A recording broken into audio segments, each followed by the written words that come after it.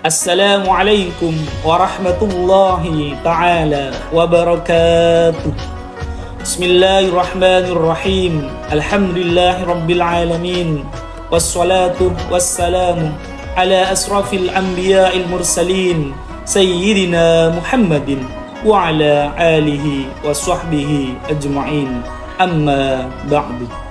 Qala Rasulullah sallallahu alaihi wasallam, kam min sha'imin laisa lahu min siyamihi ilal ju' wal atas. Al-hadis. Marhaban ya syahr Ramadan, marhaban sahrul ibadah, marhaban sahrus sa'adah. Alhamdulillah, kita oleh Allah dipertemukan tahun ini dengan bulan Ramadan, bulan yang penuh berkah, bulan yang penuh ampunan, bulan yang penuh maghfirah, bulan di mana kebaikan-kebaikan pahalanya dilipat gandakan oleh Allah Subhanahu wa ta'ala. Ramadan datang setiap tahun.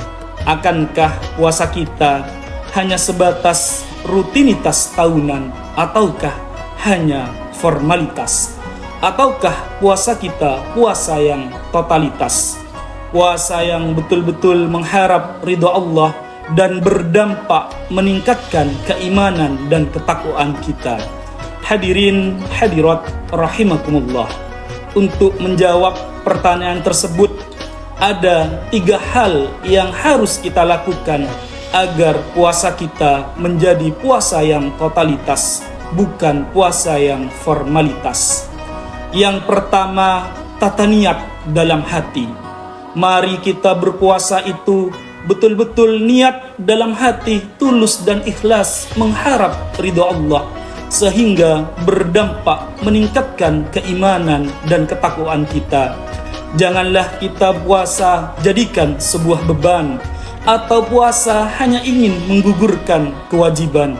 Ataukah kita hanya berpuasa ingin dapat sanjungan dari masyarakat, atau label orang yang soleh atau ahli ibadah? Summa na'udzubillah min dzalik.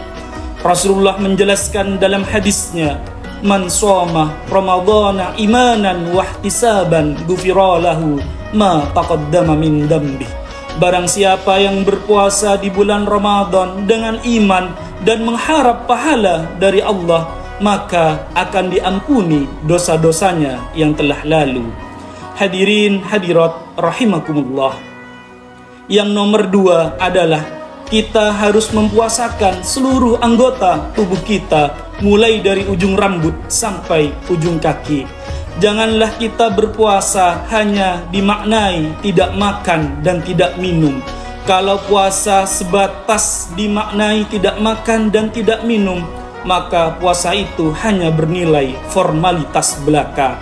Akan tetapi jika puasa itu kita maknai menahan hawa nafsu dan amarah seluruh anggota tubuh kita, maka itulah hakikat puasa yang sebenarnya. Mata kita tidak bermaksiat kepada Allah, mulut kita, hati kita, tangan kita, kaki kita tidak menyakiti orang lain, tidak mendolimi orang lain.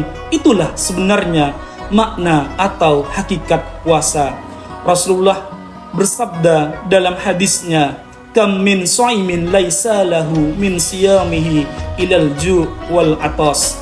Betapa banyak orang yang berpuasa tapi dia tidak mendapatkan apa-apa dari puasanya kecuali lapar dan haus. Hadirin hadirat rahimakumullah. Yang nomor 3 adalah kita harus menghidupkan amalan-amalan sunnah atau kebaikan selama berpuasa di bulan Ramadan. Ada 2 dimensi amalan yang harus kita hidupkan. Yang pertama adalah dimensi vertikal atau yang kita sebut dengan hablum minallah. Contohnya adalah kita membaca Al-Quran sepanjang bulan Ramadan. Kita sholat taraweh, sholat witir, sholat tahajud sepanjang malam bulan Ramadan. Jika itu kita lakukan, maka itu akan membuahkan kesolehan individual kepada kita.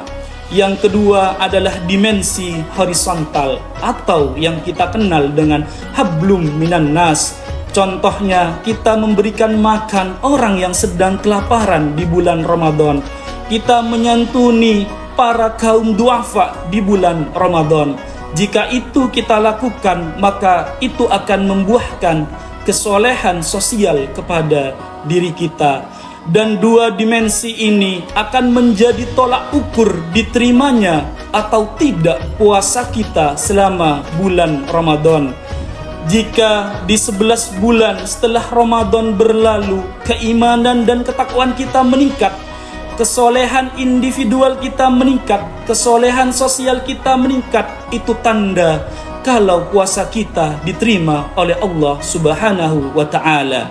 Hadirin hadirat rahimakumullah, demikian yang dapat saya sampaikan. Semoga kita di Ramadan tahun ini diberikan kekuatan oleh Allah untuk istiqamah puasa secara totalitas. Puasa yang betul-betul mengharap ridha Allah, yang berdampak meningkatkan keimanan dan ketakwaan kita, berdampak meningkatkan kesolehan individual kita, berdampak meningkatkan kesolehan sosial kita.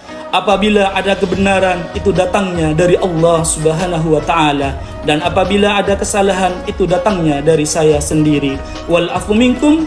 Wassalamualaikum warahmatullahi wabarakatuh.